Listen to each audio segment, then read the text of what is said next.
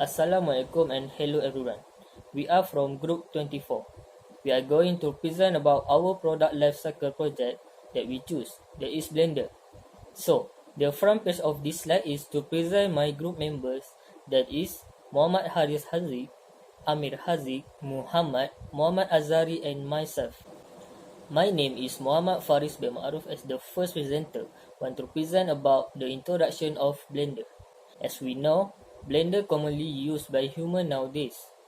Blenders also are versatile appliances that have a variety of uses, either in home or in a commercial kitchen, such as restaurant and cafeteria. Next, we go to project background of Blender.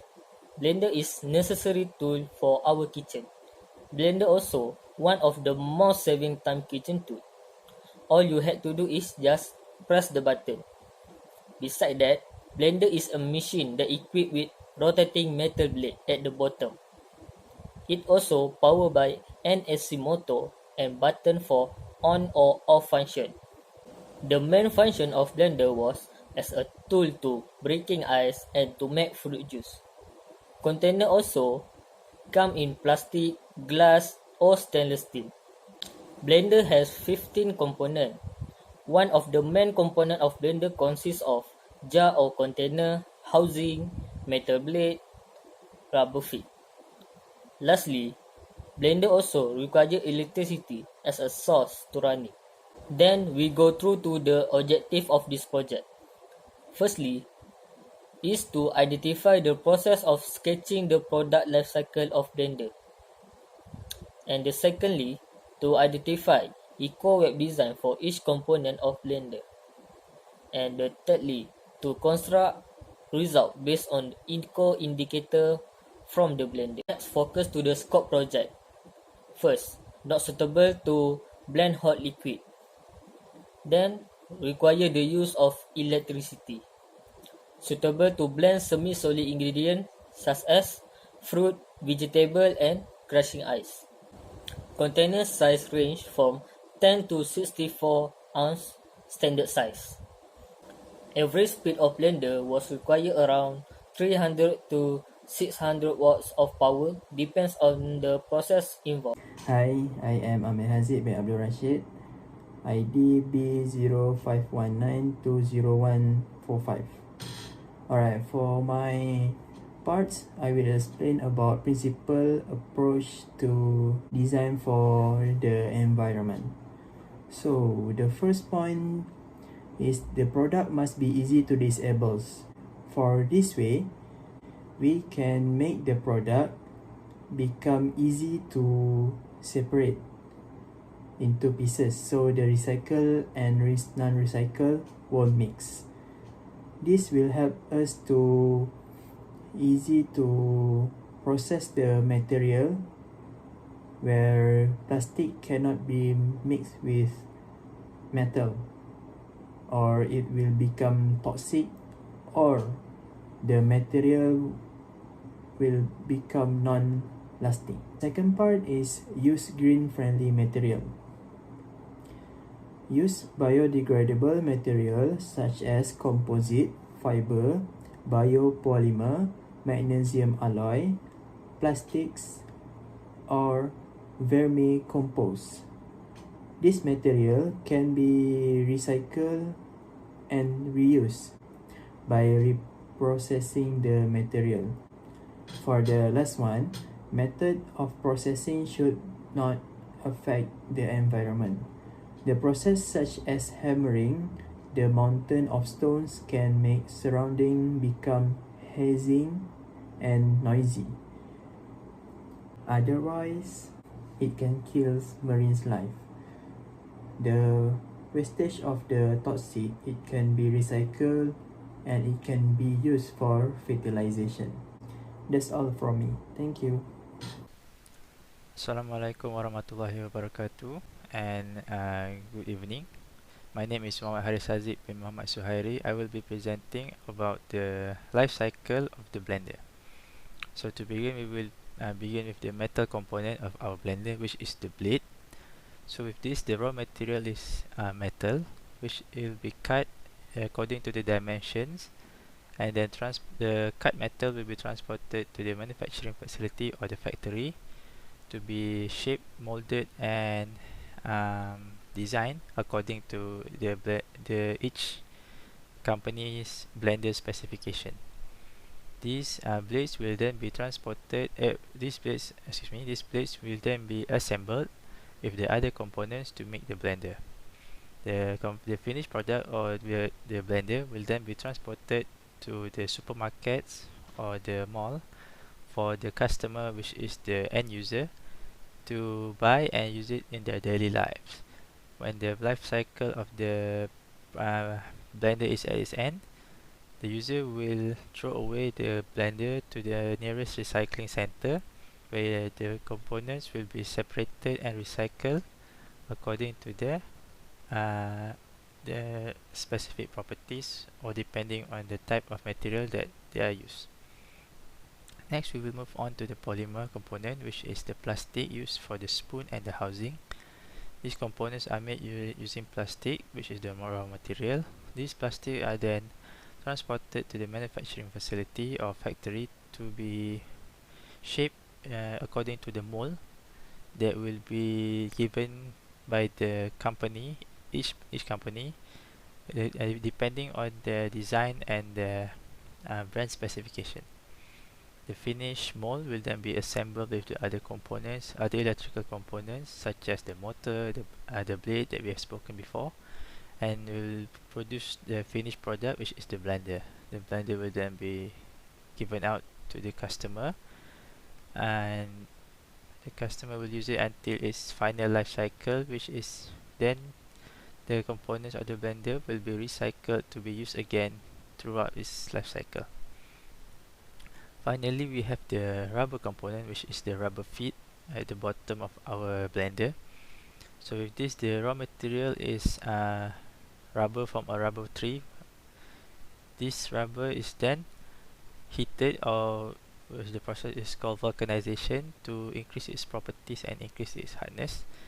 The vulcanized rubber is then transported to the factory, where it will be manufactured, and it will be shaped or molded according to the brand specification. So the finished rubber will then be the finished rubber will then be assembled to create the finished product, which is the blender. It will then be transported to the nearest mall or shopping mall to then be displayed or be sold to the user, which is the customer.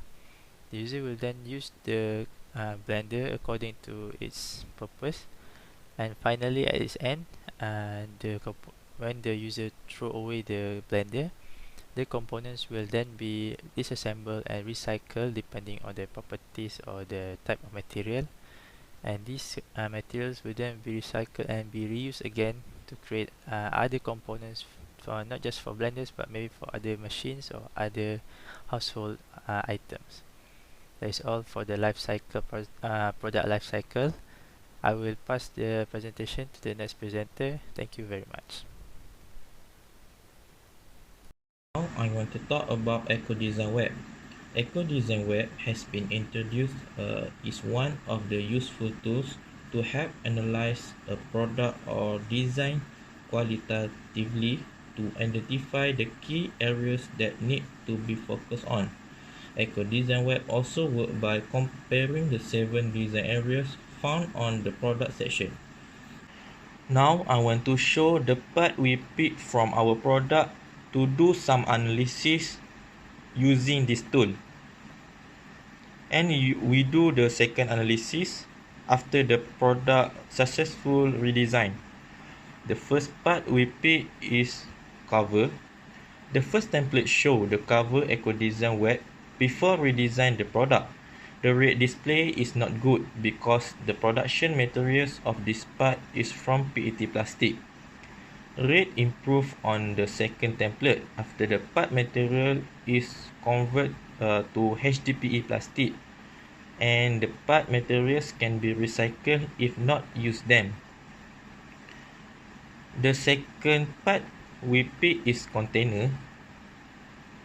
The change after the redesign in this part is plastic material is changed to glass material.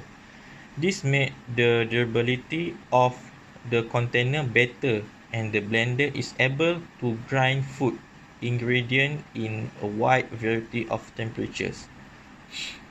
The third part we pick is blade. The original blade has a fairly strong durability and is capable of grinding a wide variety of foodstuff, but it is prone to rust problem, making it difficult to store and clean. The original material has been changed to stainless steel during the redesign of the product. The fourth part we pick is motor housing. Motor housing original part is made from PET plastic. The product redesign process is done by covering these part materials to HDPE plastic materials and modify the motor housing easy to open and repair if the product is damaged. And the last part we pick is rubber feet. A reduction in the number of rubber feet has done during the redesign process from 4 piece to 1 piece. This will reduce the problem of resources consumption and reduce the number of product part. That's all from me. Thank you. Okay, next is eco indicator table. In this eco indicator table, it divided into 3 parts. The first part is the production part, second is the use, and the third is the disposal part. In production, we must list all the material used for every single component plus the production process. In use phase, we must include the transportation assumption, energy use, and packaging indicator. Lastly is the disposal part. We must include all the disposal process of all the material used. Either it will be disposed or it can be recycled. All of these parts, we must make assumption for the amount and multiply it by its own indicator. For this blender, the grand total value is 14.789. So from the value, although small overall impact, largest impact by far caused by process and production. Okay, last but not least, I will explain about the conclusion. First, this product design activity begins with product life cycle. This activity aims to show what material that can be replaced and what are not. Second, it must be ensured that all the product parts are sustainable, even from the manufacturing process, use phase by the customer, and the end of the material. Third, eco-design web activity state that some of the material cannot be recycled, hence give harm to the environment. So it must be replaced with material that eco-friendly and safe to be used, especially for product in food preparation. With eco-indicator activity, the product designer can analyze the environmental loads of products over the life cycle, hence know how to improve the product and produce a better and more sustainable product. That's all from us. Thank you.